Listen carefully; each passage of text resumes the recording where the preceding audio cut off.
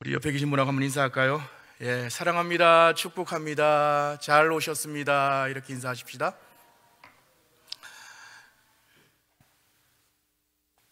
예, 날씨가 많이 좀 쌀쌀해진 것 같습니다. 예, 오늘은 제가 금요기도에 함께 하나님의 말씀 전하면서 또 함께 기도하면서 그렇게 주님의 은혜 가운데 나가기를 원하는데, 오늘은 제가 보니까 날씨가 추워서 그런지 아니면 여러 가지 상황들이 좀 녹록치 않아서 그런지 우리 찬양단 우리 싱어들도 좀 많이 좀 숫자가 적은 것 같고요.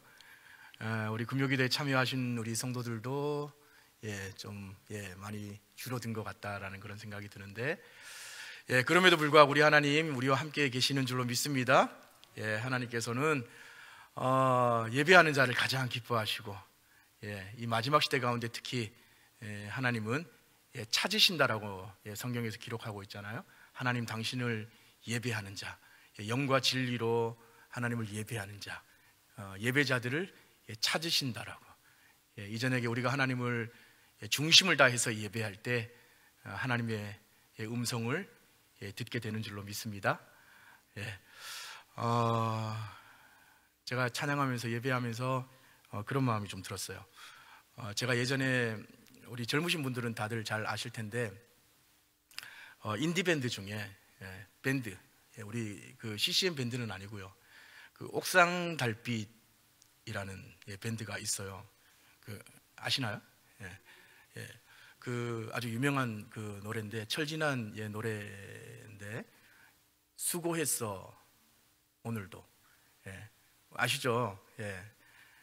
그래서 제가 이제 왜 이 노래 제목이 생각이 났는지는 모르겠지만, 우리 옆에 계신 분들 이렇게 격려하고 축복하는 것도 중요하지만, 자기가 자기 자신을 좀 이렇게 위로하고 격려했으면 좋겠다, 그런 마음이 좀 들어서 우리 다 같이 오른손을 가슴에 이렇게 한번 대볼까요? 우리 토닥토닥. 수고했어 오늘. 자기가 자기 자신한테 오늘 하루를 살아내느라고 얘기해 주세요. 자, 수고했어 오늘도.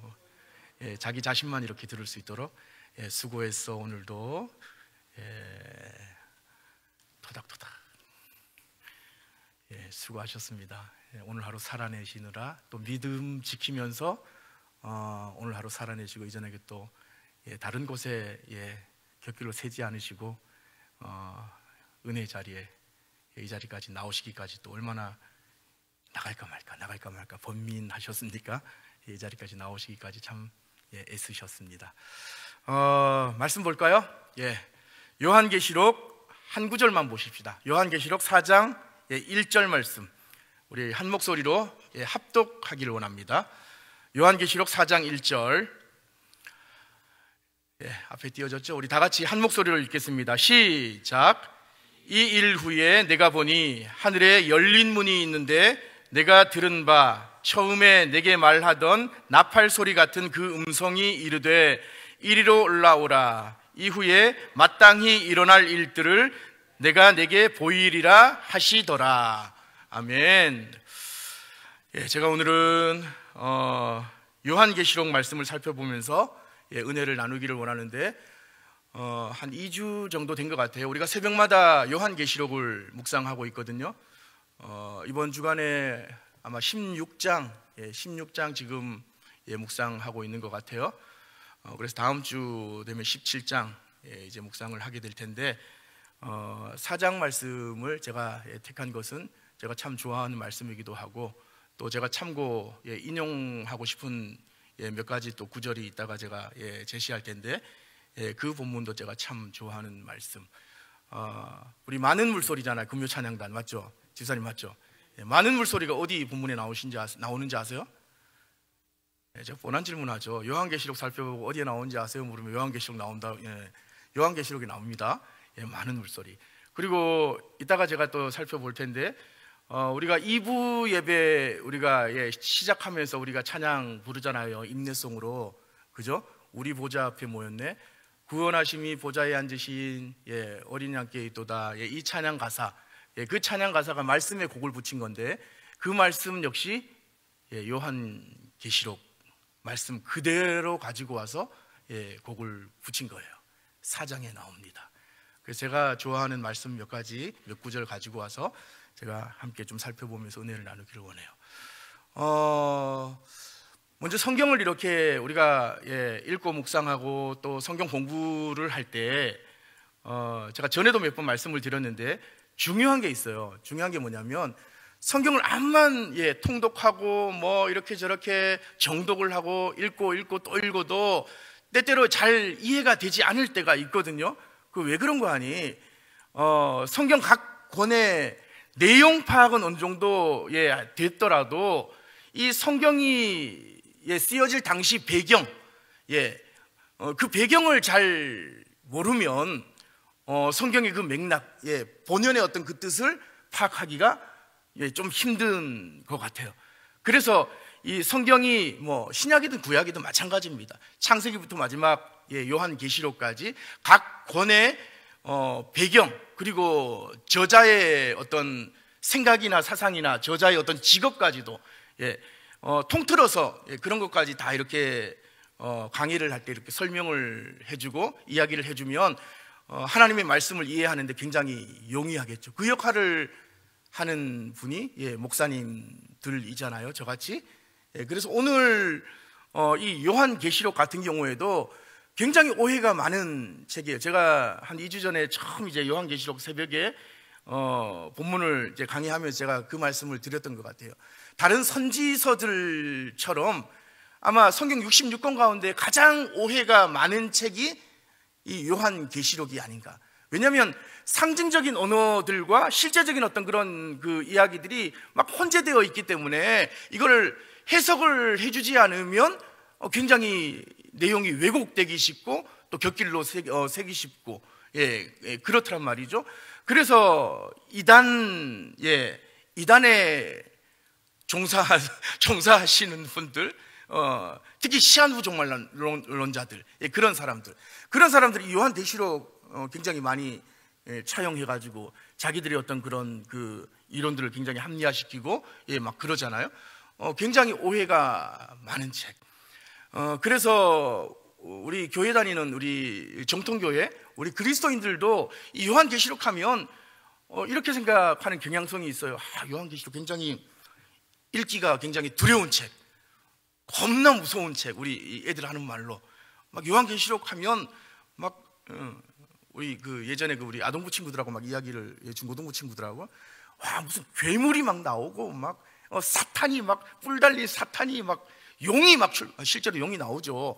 막 용이 막 출몰하고 막 지구 종말이 막 이야기가 되고, 그래서 너무너무 두렵고 무서운 어떤 그런 책이기 때문에 쉽게 읽을 수 없는 책, 그런 식으로 많이 이야기를 한단 말이에요. 그런데 사실 요한계시록은 그런 책이 아니거든요. 요한계시록은 어떤 책이냐면 당시 1세기 92년도, 93, 94, 95, 96년도까지, 그러니까 4년 한 반 정도까지 전무후무한 박해의 시대, 도미티안 박해. 근데 그런 건 있어요. 이 요한계시록의 어떤 그 배경을 로마 황제 11대 황제가 도미티안 황제거든요. 도미티아누스. 도미티안 황제로 볼 것인가, 아니면 60년대 네로 황제로 볼 것인가, 뭐 이런 어떤 그 설이 좀 있는데 대부분 도미티안 황제로 봅니다. 히브리서 같은 경우에는 네로 시대, 네로 박해 시대를 배경으로 봐요. 그래서 저는 요한계시록이 도미티안 박해 시대 때 쓰여졌다, 저는 그 설을 지지합니다. 그래서 이 도미티안, 그 전무후무한 그 박해 시대 때 이 그리스도인들이 도대체 예수가 누구길래, 예수가 뭐길래, 예수 때문에 내 가족들이 막 그냥 처참히 끌려가서 그냥 순식간에 그냥 처형당하고 고문당하고 그냥 한낱 그 로마인들의 구경거리가 되고 유흥이 되고, 그래서 콜로세움 그 경기장 안에서 맹수의 그 먹잇감이 되고, 도대체 예수가 뭐길래, 믿음이 뭐길래, 믿음이 과연 이렇게 너도 나도 이렇게 죽음을 불사한 어떤 그런 가치가 있는 것인가, 그런 어떤 수많은 그리스도인들이 죽어나가면서 그런 질문을 던졌을 때 주님께서 요한에게 환상과 계시를 보여주면서 당시 박해 가운데 있던 그 그리스도인들을 향해서, 이 요한계시록은 그런 책이 아니거든요. 요한계시록은 어떤 책이냐면 성경이 66권의 내용을 다 가지고 있는 책이에요. 그래서 믿음은 그만큼 가치가 있다. 믿음은 그만한 가치가 있어. 너희들이 지금 극심한 박해 가운데, 핍박 가운데, 고난 가운데 그런 어떤 질문들을 쏟아내고 있지만, 그래, 그럼에도 불구하고 믿음은 가치가 있어. 주님께서 그런 어떤 질문에 대한 대답을 해주시면서 예수 믿는 사람들이 2000년 전 그때 당시나 지금이나 마찬가지, 예수 믿는 사람들은 필연적으로 그런 고난을 겪게 될 것이야. 그러나 믿음을 포기하지 마. 비록 힘들고 어렵지만 마침내 믿음이 승리할 거야. 마침내 믿음이 승리할 거야. 왜? 예수님께서 이미 승리해 놓으셨기 때문에 너희들은 지금 힘들고 어렵지만 그 영적인 어떤 그 힘든 그 싸움을 싸우고 있지만 이미 승리한 싸움을 싸우고 있는 것이야. 그러니까 믿음으로 끝까지 인내해. 그렇게 소망의 메시지를 주고 있는 것이 바로 이 요한 계시록이라고. 그러니까 잘 들으세요. 이 요한 계시록의 배경은 전무후무한 박해의 시대, 도미티안 황제, 로마 제11대 황제 도미티아누스, 도미티안 황제, 그 도미티안 박해라고 그래요. 이 도미티안 박해 시대 때 이 요한 계시록이 쓰여졌어요. 그런데 박해 그러니까 여러분 그냥 좀 힘들었나 보다, 좀 어려웠나 보다. 지금 저기 북한에 가면 예배도 마음대로 자유롭게 드리지 못하잖아요. 그래서 지하교에 몰래 막 숨어가지고, 그래서 막 들키면 어떻게 됩니까? 우리가 그냥 일상적으로 이야기할 때 아우지 탄광으로 끌려가가지고 막 아주 모진 고문을 당하고 막 이렇게 힘든 노동을 평생도록 해야 되고 막 그렇게 우리가 이야기하잖아요. 그 정도 박해를 가지고 이야기를 하겠지, 그렇게 여러분 생각하시잖아요. 그런데요, 이 당시 1세기 92년도, 95년도, 96년도 이 어간의 이 도미티안 박해 시대 때 이 박해는요, 그 정도 박해가 아니에요. 제가 몇 가지만 제가 소개를 해드리면, 기록에 다 나와 있는 거거든요. 세계사적인 어떤 그 문헌, 그 기록에 이미 다 소개된 것들이에요. 이 11대 황제 도미티안 황제가 처음에 딱 이렇게 로마 황제로 등극했을 때 제일 먼저 한 게 뭐냐면, 로마 그리스 그 신전, 무너진 신전들을 다 복원시킵니다. 그래서 그 로마 제국의 거점이 되는 그 모든 그 도시들의 신전을 다 세워요. 그래서 거기에 숭배하게 해요. 예배하게 해요. 그런데 모든 어떤 로마 시민들이 그 도미티안 황제의 그 요구에 다 부응하는데 딱 한 그룹이 반대하죠. 거부합니다. 그게 누구냐? 그리스도인들. 당연하죠. 그리스도인들은 오직 한 분, 여호와 하나님만을 유일신으로 모시잖아요. 그러니까 그럴 수가 없는 거예요. 그리스 로마의 그 많고 많은 어떤 그 신전, 그 신들을 신이라고 이야기할 수가 없는 거죠. 그러면 내 믿음을 버리는 거잖아요. 그래서 이 도미티안 황제가 잘 됐다. 그래서 그리스도인들을 잡아서 박해하기 시작하는데, 그게 그 유명한 도미티안 박해거든요. 그래서 이 당시 로마의 이 도미티안 황제는 이미 25년 전에, 96년부터 25년 전이면 한 4년, 65년, 그때가 그 미치광이 황제, 그 네로 황제가 이미 그리스도인들에 대한 그 무차별적인 어떤 그 박해가 있었거든요. 그래서 로마인들은 그리스도인들을 어떻게 핍박해야 되는지, 어떻게 고문해야 되는지 이미 한번 경험했기 때문에 너무나도 이 고문하는 그 방법이나 너무나도 잘 알고 있었어요. 그래서 그리스도인들을 잡아가지고 막 여러 가지 어떤 그런 박해를 했는데, 그 로마인들의 어떤 그 핍박을 피해서 이들이 어디로 숨어들었냐면, 저기 그 터키 동쪽에 가면 갑바도기아, 여러분 아마 그 전도여행 아마 다녀오신 분들도 있을 거예요.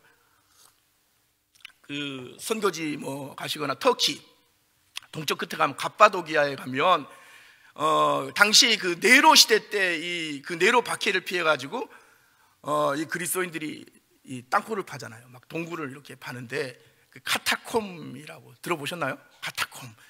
근데 이 카타콤, 당시 막 극심한 그 박해를 피해 가지고 잡히면 끔찍한 고문을 당하니까, 가차없이 죽임을 당하니까, 그래서 막 땅을 막 손으로 팠어요. 손으로 막 파가지고, 그러니까 우리가 생각할 때 그것도 마찬가지. 야, 땅굴을 팠으니까 그냥 우리가 생각하는 그냥 뭐 어디입니까? 저기 뭐 태백 뭐 이렇게 강원도 쪽으로 가면 그런 어떤 굴 많잖아요. 동굴 같은 거. 그 정도로 생각하죠. 카타콤 여러분 가보신 분 있으신지 모르겠지만 지하 몇 층인지 아세요? 지하 20층. 와, 놀라시죠? 우리 목사님 자주 그 이벤트 치시던데. 지하 20층이고 방이 몇 칸인지 아세요? 2,000칸. 그러니까 이 그리스도인들이 그때 당시에 자기들만 이렇게 서로를 알아보기 위해서 익투스, 물고기 문양을 해서 그리스도인들끼리 서로 사인을 주고받고 이렇게 서로 식별을 했다라고 그러잖아요. 그래서 카타콤 그 입구를 이 로마 그 군사들이 어떻게 그리스도인들을 탁 잡아가지고 너희들의 은신처가 어디야? 그러면서 가자! 그래서 갔잖아요. 근데 로마 군인들이 그 안에 들어가 봤자 나오는 길을 못 찾아요. 지하 20층이고 칸칸이 방방이 2,000칸이나 되는데 그 길을 찾지를 못해서 나오지를 못하는데요. 그 정도로 카타콤으로 다 숨어 들어갑니다. 그러다가 이 도미티안이 다 색출해요. 다 색출해. 가족들을 뭐 어떻게 인질로 해가지고 특히 자녀들을 그때 로마 시대 때 아주 유명했던 게 사냥, 엔터테인먼트가 아주 유명했잖아요, 당시. 그래서 사냥 놀이, 그래. 자녀들을 막 그 사냥터에 먹잇감으로 막 내던지면서 그 은신처를 다 이렇게 색출합니다. 그래, 다 잡아가지고 어떻게 이 박해를 가했느냐. 우리가 잘 아는 콜로세움, 그 큰 원형 경기장. 우리가 원형 경기장 그러면은 거기에 이제 그리스도인들을 풀어놓고 아주 굶주린 영화에 나오잖아요. 그 사자, 맹수들, 호랑이들 한 보름 정도 막 굶기는 거예요. 그러고 나서 그 안에다가 제가 영화를 봤거든요. 와, 제가 안 그래도 보여드리려고 그러다가 너무 처참해서 제가 보여드릴 수가 없겠더라고. 그리스도인들 그 안에 막 몰아놓고 굶주린 맹수들 한 15마리를 그 문을 쫙 올리면 어렁거리면서 탁 나가요. 그러면 그냥 순식간에 그냥 그리스도인들 막 덮쳐가지고 목이 잘려나가고 팔다리가 잘려나가고, 근데 그리스도인들이 거부를 안 합니다. 거부를 안 하고 그냥 그 자리에서 무릎 꿇고 기도하다가 그대로 다 순교당해요. 그런데 문제는 뭐냐면 우리는 그까지만 알고 있잖아요. 당시 그 로마인들이 얼마나 이 사람들이 나쁜 추악한 사람들이었냐면 굉장히 성적으로도 문란했거든요. 그래서 이 잡혀온 이 그리스도인들을 그런 어떤 그 맹수의 먹잇감으로 삼기 전에 이 사람들을 전부 다 발가벗겨가지고, 이 문헌에 다 있는 거예요. 전부 다 발가벗겨가지고 연극을 하게 해요. 그 원형 경기장에서. 그 로마의 그 원로원이나 로마의 그 병사들이나 로마의 어떤 그 모든 사람들이 그 원형 경기장 그 관객석에 쫙 이렇게 구경을 하고 있고, 그 안에는 잡혀온 그리스도인들이 완전히 그냥 발가벗겨져서 가족들끼리 부녀지간에 모자지간에 뭐 형제 자매지간에 발가벗긴 채로 서로 그 문란한 행위를 연극으로 그냥 재현하게 해요. 안 하면 죽는데. 그래서 막 그렇게 그 어떤 그 더러운 어떤 그 추악한 그 짓거리를 막 하게 하고 나서 그 뒤에야 그 맹수의 밥이 되게. 그 정도밖에. 한 가지만 더 소개하면, 해가 뉘어질 때쯤 이 잡혀온 그리스도인들을 큰 그 꼬챙이에다가 줄로 꽁꽁 묶어요. 이렇게 매달아서 그 로마시 들어오는 그 입구 진입로에다 양쪽으로 가로등처럼 쫙 세웁니다. 쫙 세우고 그 꽁꽁 묶인 그 그리스도인들 그 머리부터 발끝까지 그 파라핀 그 양초 만드는 거 있죠. 그걸 다 입혀요. 다 입힌 다음에 해가 이렇게 뉘어지고 이제 전쟁에 나갔다가 이제 돌아오는 어떤 군사들이 쫙 이제 들어오잖아요.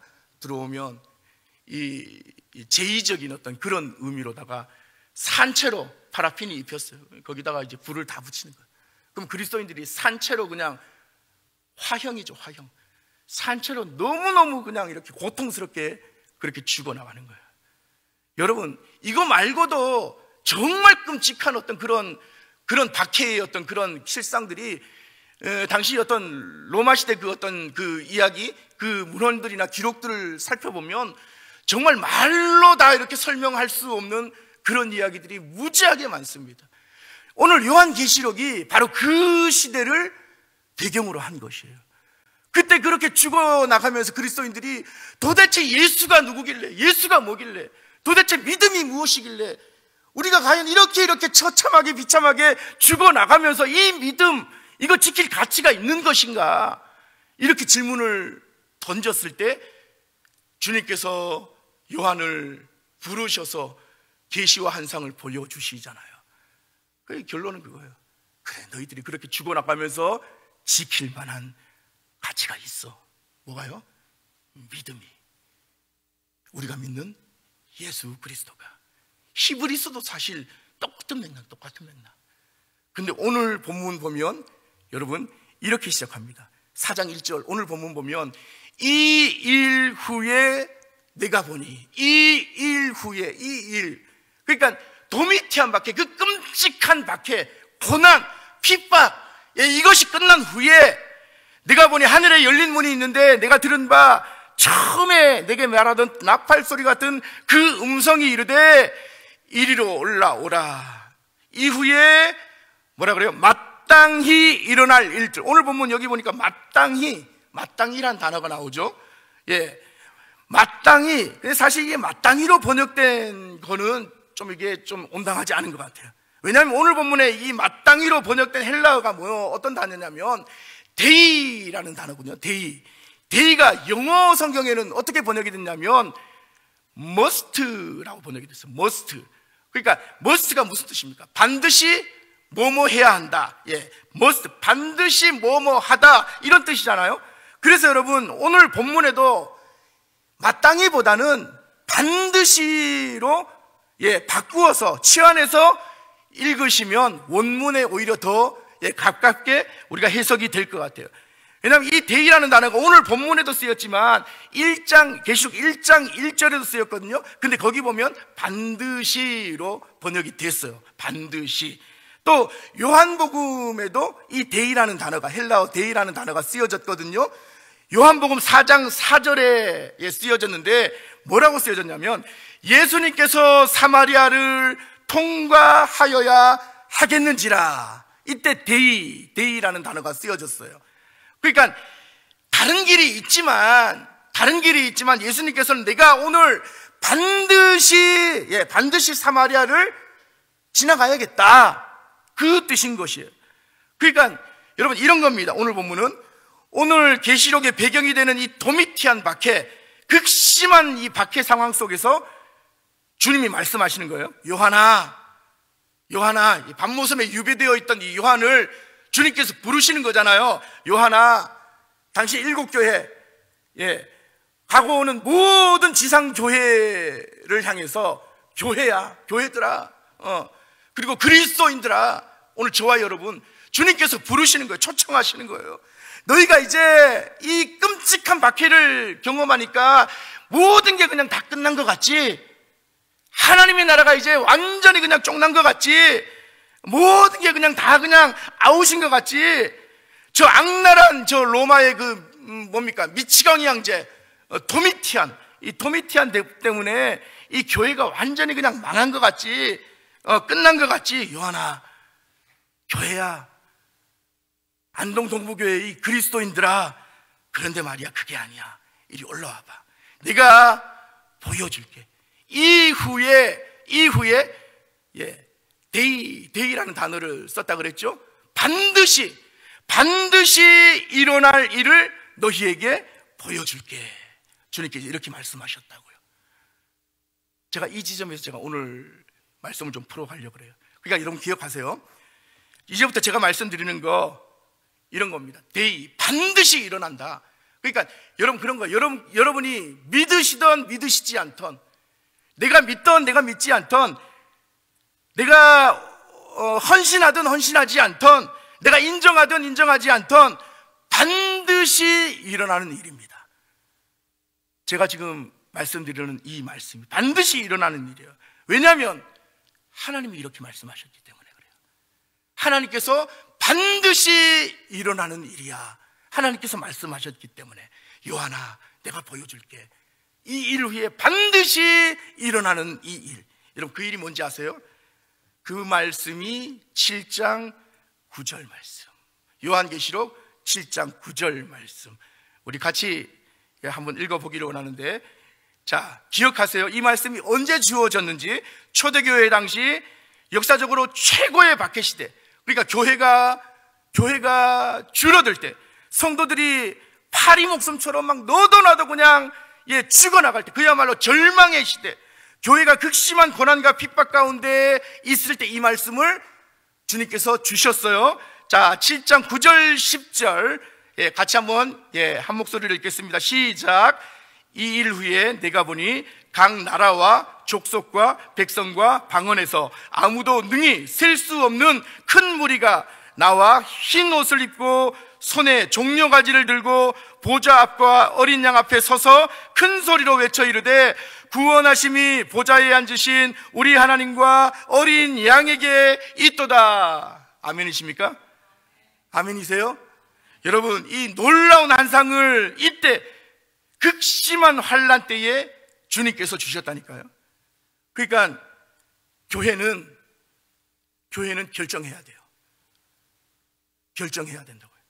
사도 요한과 당시 도미티안 박해 가운데 있던 교회는 주님께서 지금 이 환상을 보여주셨을 때 이 환상을 봤거든요. 이 환상을 봤을 때 말해야 되는 거죠. 선택은 두 가지. 하나는 이렇게 선택할 수 있어요. 하나님 미치셨어요? 아니, 지금 우리가 어떤 상황 가운데 있는데, 아니, 지금 내 상황이 어떤 각 나라와 족속이라뇨. 온 백성과 방언이 하나님을 찬양한다고요? 아니, 도대체 그런 일이 가당키나 하겠습니까? 말도 안 됩니다. 하나님, 지금 보이는 건, 지금 내 눈앞에 보이는 건 절망밖에 없는데, 지금 보세요. 하나님, 모든 그리스도인들이 처참하게 죽어나가고 있는 이런 절망적인 상황 속에, 고난 속에서 처참히 죽어가는 하나님, 그런 우리나 좀 살려주시죠. 고난 가운데, 박해 가운데, 고통 가운데 있는 우리 그리스도인들, 오늘 우리나 좀 살려주시죠. 지금 교회가 끝나게 생겼는데 이게 말이나 됩니까? 여러분, 이렇게 하나님 앞에 원망하며 따지면서 이렇게 반응하셔도 돼요. 아니면 또 하나의 반응, 이렇게 반응하시면 됩니다. 지금 우리 교회가 박해로 인해서 무너지고 와해되고 완전히 그냥 깨어지고 신실한 그리스도인들이 한 명, 두 명 막 너도 나도 다 죽어나가고 있는 상황. 이제 몇십 명, 아니 몇 명 남지 않은 고난의 한가운데서 하나님께서 보여주신 이 환상을 보고 이렇게 말할 수도 있겠어요. 아멘! 예, 주님, 우리의 상황이 어떠하든지 간에 지금 내가 비록 절망의 한가운데 있지만 내가 처한 이 상황이 어떠하든지 간에 하나님의 말씀은 반드시 이루어질 줄로 믿습니다. 하나님, 내가 믿습니다. 하나님 그렇게 환상을 보여주셨으니까 내가 하나님이 그 말씀을 붙잡겠습니다. 아멘! 이렇게 반응하셔도 돼요. 선택하시는 거예요. 선택은 교회의 목. 어떻게 반응할 건지 선택은 오늘 저와 여러분의 몫이라고요. 둘 중 하나예요. 전자를 선택하시든지 후자를 선택하시든지. 자, 오늘 금요일이죠? 맞죠? 금요기도이니까 금요일이겠죠? 자, 금요일. 자, 만일 오늘 이 자리에서 하나님이 계시록 좀 전에 우리 함께 읽었던 7장 9절의 이 환상, 그러니까 각 나라와 족속과 백성과 방언에서 아무도 능히 셀 수 없는 허다한 무리가 주님 앞에 나오는 환상, 그 놀라운 그 환상을 오늘 저와 여러분 앞에 보여주신다면 여러분 어떻게 반응하시겠어요? 여러분 결정하셔야 돼요. 어떻게 반응하셔야겠어요? 하나님, 결정하시라니까. 하나님, 잠시만. 내가 요즘 건강이 좀 안 좋아가지고. 하나님, 지금 내 자녀들에게 좀 이런저런 문제가 있는데. 하나님, 내가 지금 가정에 좀, 돈이 좀 이렇게 지금 쪼달리는데. 재정적인 좀 문제가 좀 있어가지고, 내 직장에 좀 문제가 있어가지고, 내 남편에게, 내 아내에게 이런저런 문제가 있어가지고, 하나님 이거 먼저 해결해 주시죠. 하나님 내한테 있는 이 문제, 내 삶의 문제, 이거 먼저 하나님 해결해 주시죠. 여러분, 이렇게 하나님 앞에 투정 부리듯이 하나님 이거 먼저요, 이거 먼저, 그렇게 반응하셔도 돼요. 절대로 정죄할 수 없습니다. 아니, 누구도 정죄할 수 없어요. 그렇게 반응하셔도 괜찮아요. 다만 제가 여러분에게 도전하는 것은, 누가 오늘 하나님 보여주신 이 환상 앞에 이렇게 대답하며 반응하시겠느냐는 거예요. 아멘. 예, 주님, 지금 내 상황이 어떠하든지 이 환상은 반드시 이루어질 것입니다. 이 말씀은 하나님의 말씀이시기 때문에 반드시 성취됩니다. 제가 믿습니다. 제가 이 하나님의 말씀 붙잡겠습니다. 아멘. 누가 오늘 이렇게 믿음으로 반응하시겠느냐. 비록 내가 처한 상황이 힘든 상황, 이 나라가 처한 이 상황이 지금 캄캄한 상황, 도무지 출구가 안 보이는 답답한 상황이라고 할지라도 하나님께서 보여주신 그 환상, 그거 신뢰하고 아멘. 누가 이렇게 믿음으로 반응하시겠느냐는 거예요. 이 나라 이 민족을 향한 하나님의 그 놀라운 비전을 붙잡고 누가 아멘으로 반응하시겠느냐는 거예요. 여러분, 한번 생각해 보자고요. 사도 요한이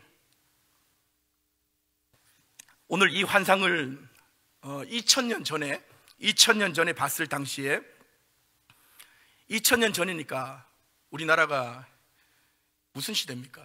제가 이 국사 시간에 좀 졸아가지고 2000년 전에, 어쨌든 간에 2000년 전에 우리가 사는 이 한국, 코리아, 대한민국, 우리나라 상황이 어땠을까? 말 그대로 예수님을 아는 사람이 아마 단 한 명도 없었을걸요? 2000년 전에. 그쵸?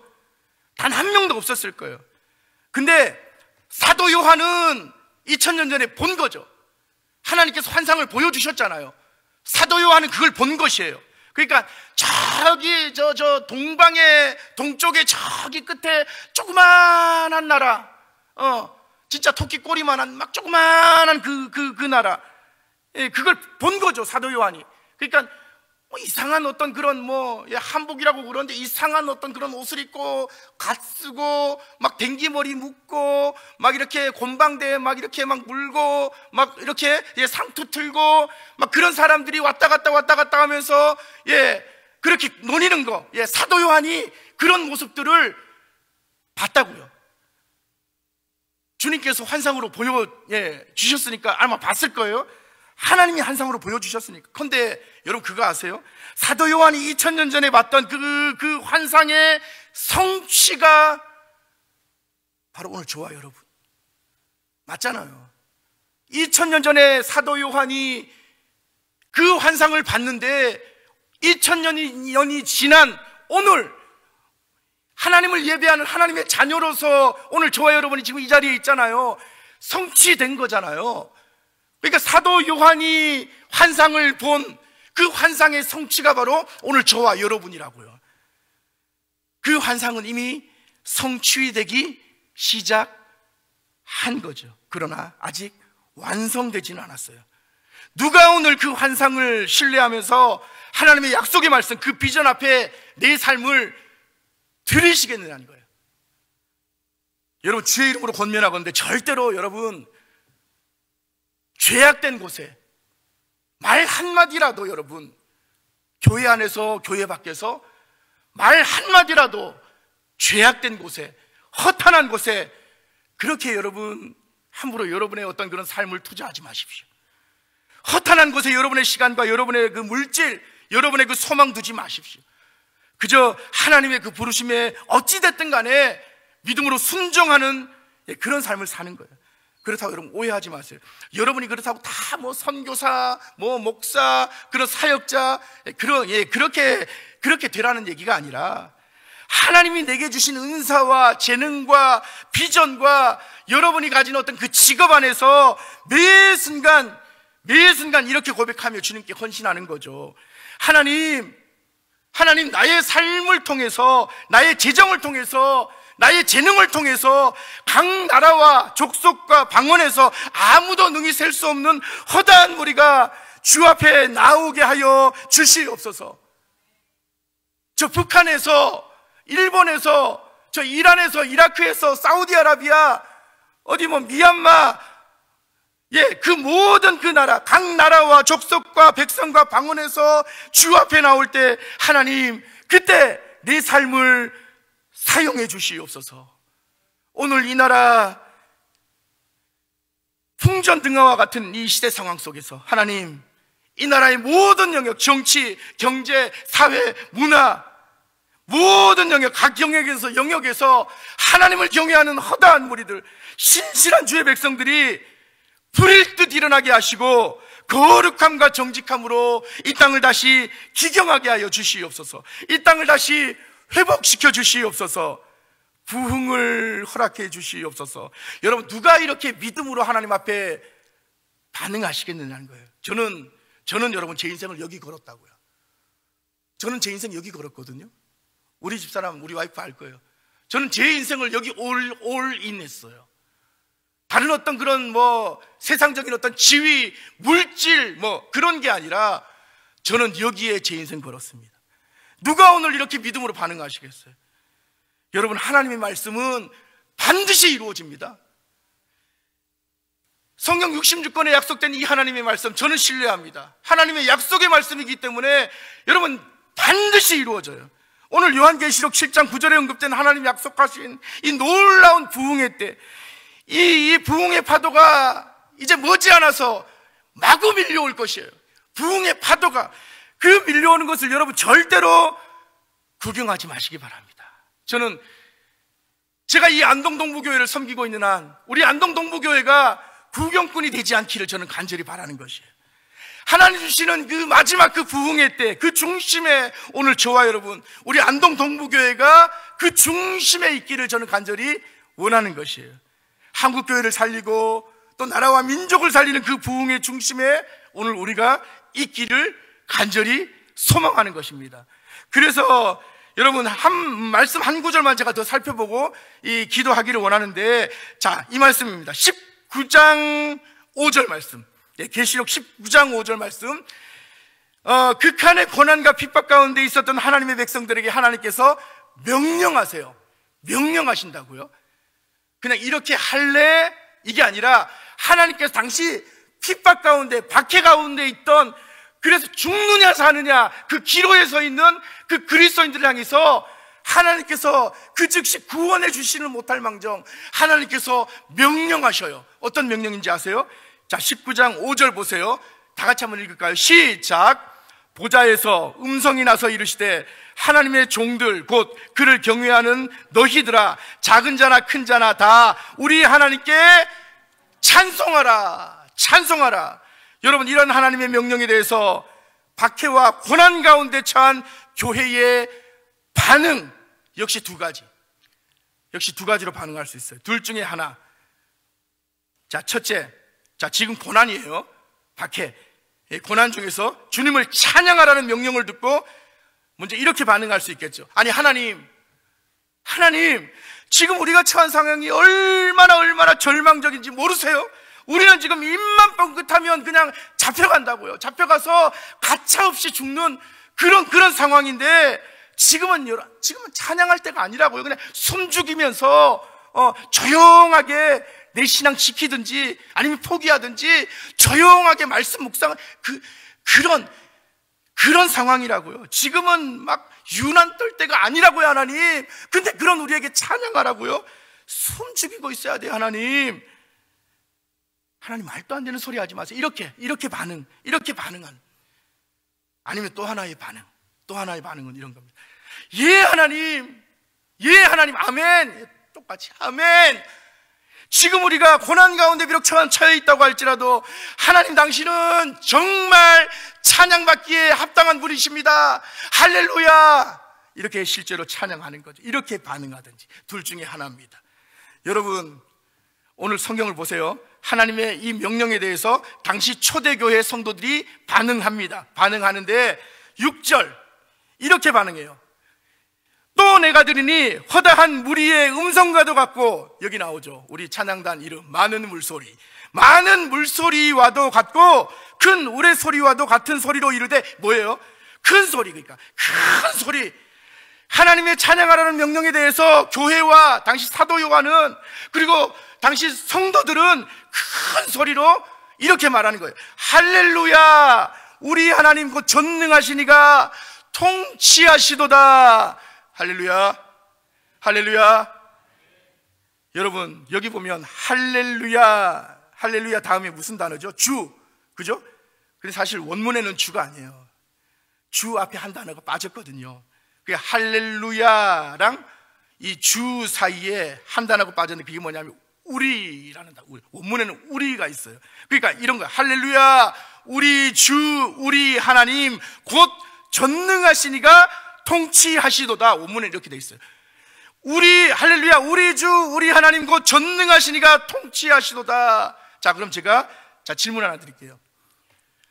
오늘 요한계시록이 쓰여졌을 때 도미티안 박해 당시 이 그리스도인들, 교회와 성도들은 왜 하나님을 찬양하라는 그 명령 앞에 하나님의 수많은 호칭들이 있는데, 수많은 호칭 가운데 하필이면 우리 주라는 호칭을 썼을까? 그렇잖아요. 가령 하나님 있는 호칭 중에 창조주 하나님, 아니 선한 목자이신 하나님, 좋으신 하나님, 뭐 많잖아요. 근데 왜 하필 그 수많은 하나님의 호칭 가운데 우리 주, 우리 하나님 이 호칭을 썼을까? 제가 서두에서 말씀드렸죠. 당시 우리 주, 우리 하나님이라는 호칭을 누가 그리스도인들에게 요구했냐면 바로 도미티안 황제. 도미티안 황제가 있잖아요. 11대 황제인데 이 사람이 참 좀 약간 똘끼가 있어요. 이 사람이 황제가 딱 되고 나서 사람들에게 뭐라고 이야기했냐면, 여러분, 제가 여러분에게 거짓말한 게 있습니다. 그게 뭐냐면 제가 사실 사람이 아니고 제가 신입니다. 그렇게 해요. 진짜 이건 실제 기록에 있어요. 그러고 나서 자기 이름을 바꿔요. 도미티안이 도미티아누스. 그래서 실제로 로마 그 당시 공식 문건에 보면 그 이후로 실제로 도미티아누스로 다 나와요. 도미티아누스. 그러니까 이 라틴어로 도미티안 et 데우스, 우리 주, 우리 하나님, 예, 이런 뜻이거든요. 그래서 사람들은 황제를 아련하라고 하면 이렇게 불러요. 도미티아누스시여. 그러니까 우리 주, 우리 하나님이시여, 이렇게 불러야 돼요. 도미티안 황제는 자기를 신으로 승격시킨 거예요. 근데 여러분, 여기서 우리 그리스도인들이 도미티아누스 et 데우스, 그러니까 도미티안을 그렇게 부르라고 이제 강요한 건데, 오늘 본문에서 우리 주, 우리 하나님이라는 고백이, 이 그리스도인들이 그렇게 고백한, 이게 평범한 고백 같지만 전혀 그렇지가 않은 게, 이 성도들이 극심한 고난 가운데 비록 있지만 하나님 앞에 이렇게 이야기한 거거든요. 하나님, 저기 저 로마 황제, 저 똘끼 있는 저 로마 황제가, 도미티안이 우리 보고 자기더러 우리 주, 우리 하나님이라고 외치랍니다. 그렇게 고백하래요. 그러나 하나님, 저는 절대로 그렇게 고백하지 않을 겁니다. 그가 비록 내 목숨을 빼앗는다 할지라도, 내 혀를 뽑는다 할지라도, 내 허리를 친다 할지라도, 내 양다리를 그냥 부러뜨린다 할지라도 나는 절대로 그를 향해서 우리 주, 우리 하나님, 도미티아누스 이렇게 부르지 않을 겁니다. 내 모든 삶을 통해서, 내 모든 호흡을 통해서 우리 주, 우리 하나님이라는 고백을 드리기에 합당하신 분, 오직 한 분, 여호와 하나님이십니다. 여러분, 놀라운 고백 아닙니까? 여러분, 오늘 이런 예배를 우리가 드려야 된다고 저는 생각하거든요. 이게 진짜 예배 아닙니까? 내 상황이 어떠하든지 간에 하나님, 당신은 진정 찬양받기에 합당한 분이십니다. 모든 영광과 존귀와 모든 능력과 아름다움과 모든 게 다 주님의 것입니다. 하나님, 예배를 받으시기에 합당한 분이십니다. 함께 찬양하면서 기도하기를 원하는데요, 여러분, 우리가 처한 상황이 때로는 이해가 되지 않고, 여러분 개인적인 어떤 삶의 상황이, 환경이 아니면 우리 교회 안에 내부적인 어떤 그런 여러 가지 어떤 그런 상황이, 아니면 이 나라 지금 처한 어떤 상황이나 현실이 도무지 내가 이해하려고 해도 이해가 되지 않고 납득이 되지 않고, 그래서 내가 소망을 도대체 어디에 두어야 될지 도무지 알 수가 없는 오늘 이 마지막 시대 가운데, 여러분 그럼에도 불구하고 오늘 이 저녁에 하나님을 예배하는, 하나님께 기도하는 이 기도의 자리에 나오셨잖아요. 하나님께서 우리의 그 마음 중심을 보시고 이 저녁에 여러분에게 계시로 말씀해 주실 것이에요. 그 하나님을 향해서 여러분 우리 함께 고백했으면 좋겠어요. 하나님께서 보여주신 그 놀라운 어떤 계시의 말씀, 그 환상, 예 주님, 내가 그 하나님의 말씀 붙잡습니다. 신뢰합니다. 하나님께서 말씀하셨기에 각 나라와 족속과 백성과 방언에서 모든 사람들이 하나님 앞에, 주님 앞에 나올 것입니다. 하나님, 그렇게 반드시 이루어질 것입니다. 성취될 것입니다. 제가 그 하나님의 말씀 붙잡고 믿음으로 지금 이해되지 않는 이 난국을 이기고 나갈 것입니다. 믿음으로 여러분 그렇게 고백하면서 나갈 때 하나님께서 우리의 삶 가운데 구체적으로 역사하실 것이에요.